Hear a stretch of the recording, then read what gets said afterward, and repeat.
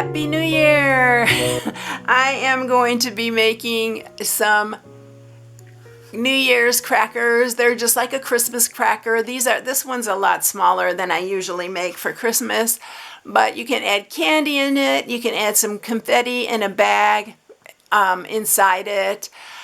Anything would be so cute for our New Year's, but it'd be cute table setting for on New Year's Day, or you can use it for New Year's Eve. And it's really an easy one to make. No dies needed except for the ones for the 2025, but I mean in making the box. So if you are new to my channel, my name is Angie. I'm an independent Stampin' Up! Demonstrator, and I post on Tuesdays and Sundays, and most of the things I do are 3D projects. But starting January, I'm going to be throwing in some cards again because I really miss making cards. So stick around because it's going to be a fun 2025. I hope you all have a blessed, happy, healthy, and prosperous new year. So let's get started with the project. So this one I have candy in it, but like I said, you can put confetti or whatever you want in it. So what I'm using for this is the Alphabet a la Mode dies, which has the dies and the alphabet, and it also has the numbers. This is a really big set, y'all. It has exclamation point, a colon, a little heart here, a little dash, and these are what I'm using. I already cut them out. These two little pieces are from the Snowy Wonder. So it's the Snowy Wonder dies that I use those from. And if you want to write Happy New Year's on this, there's a Happy New Year stamp right there. So everything is in these two, and this is what I'm using for this, and it's going to be a really easy one that you can throw together super quick, and they'd really be fun to make. So we are going to use a piece of, I'm using Cajun Craze because it was the closest to gold that I had, and it is 8.5 by 7 inches. And then, like I said, I cut out the numbers and the little pieces right here we're going to use on this. I'm going to scoot that out of the way. And the black piece is for the band, and it's 8.5 by 2.5. Let's move this. I kept it on here so I can see them really good because these pieces are really small. I'm only going to be using 3, but it did cut out 4 pieces. All right, we'll set that aside, and we're going to make the box first. All right, so we're going to score this. We are going to score it on the 8.5 inch side first, and we're going to score it at 1/2, 2.5, 4.5, and 6.5. And then we are going to score it on the 7 inch side at 1.5, 2, 5, and 5.5. So that is it, y'all. That is all the scoring. We are going to do all the cutting by hand. You don't need any dies to cut into these or anything. So let's sharpen these score marks. We're going to sharpen all of these. This is a very important part of card making or box making. And then this one's going that way just to help us. This one also actually needs to go. We did it wrong. That goes that way, and then this one goes this way. And it's important to do it that way. So this is the sharper side. So we're going to do that one. And then this goes this way. Yeah, that's how it goes, just like that. All right, so now let's go ahead and start cutting this. So you're going to fold each one over, and we're just cutting these. I'm using my little snips. We're just going to start cutting a V shape here, and you want to cut in between these two score marks here where this 1/2 inch is. So I am going to cut these, and you want a decent amount in the center, and I'll show you that when we get to the next one, what I'm talking about. So you want to just try to eyeball these and make them about the same height. And you're just going to cut these little triangles. You can do it by using this. We're going to move on to the next one. So fold that one over. And if you want to get super picky, you can use this as a template and just draw it on here and you can do both. I'm just going to eyeball the next ones, but I want to show you that if you have a problem with this, you can just use this as a template. And see this area right here, you want this pretty thin, but not too thin where it will break. So let me tell you about how wide that is right there. It's about 3/4 inches. So I'm going to just go ahead and cut up this one. And we're going to do it on the other side as well. I try to be really careful at the tip point because you don't want to slip and cut through that center part right there.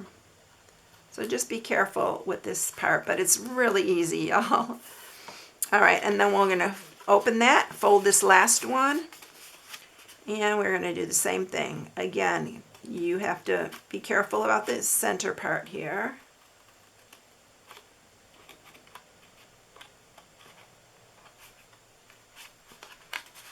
And then we're going to do this one as well. You don't have to have these perfect, y'all. It is super easy to do. You're not even going to see this part once the ribbon goes on it. So it doesn't have to be perfect. Now we're going to do our last one when we glue this. So we're going to go ahead and glue this together. We're going to put tear and tape or Seal Plus on this so it stays together really well. Yeah, you want a strong glue here. And we are going to fold that and fold that down and make sure these are lined up, your little 1/2 inch pieces here. And we are going to do that one more time with our little X. Now this part's a little harder because you're going through an extra layer of cardstock, but still easy to cut. And again, keep that at about 3/4 inch. These are really easy to do by hand. I know a lot of people have dies to do these, but look, you can do it by hand, and it's a lot cheaper than buying the die. All right, so this is going to actually fold in on itself. Once you get the ribbon on it, it'll fold like in like that. You can help it along if you want. That's what I'm doing here. But I am going to grab my gingham ribbon only because I didn't have any solid black, and I love the gingham ribbon, y'all. I can't lie. I love the gingham ribbon. And you can also try using this sheer ribbon. I don't like sheer ribbon on these boxes, but it has the silver on the edge. So if you have that, try using that as well. But we're sticking with the gingham here because I just love it. All right, so we are going to tie a bow here, and what you want to do is pull it really tight. Don't do it hard because you don't want it to rip your little center parts, but you can pull it pretty darn tight and just do it carefully. And then we're going to tie a bow here. And this ribbon also ties a really cute bow. So we're going to fix this so we have the ribbon even. And when you put candy, it's going to have to be a little bit bigger because there is a hole on the inside here. So either put your candy in a little baggie or your confetti, whatever you want to put in it. And because you can see there's a pretty good size hole. I'm going to stick some Christmas candy in here that I had left. And they're just these York peppermint patties. And I'm going to stick, I think you could fit 3 in here. And you don't want to be able to see it. Just push it in so you can fold this one over. And then we're going to tie the bow around this side. Y'all, you can make these any color you want. You can make them for birthdays or any kind of, party favors or anything like that. Again, do that pretty tight. And then we're going to tie our bow here.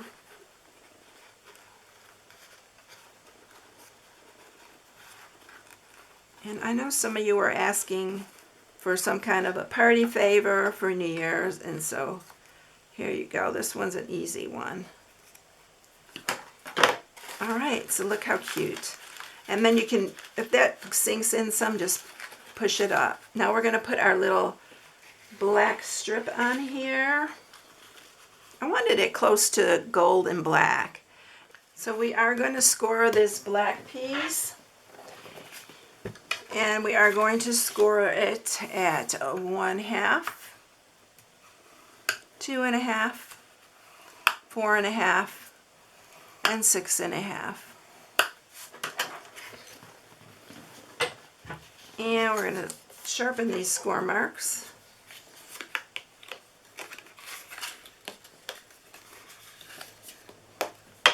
And I'm going to put adhesive on this glue tab right here.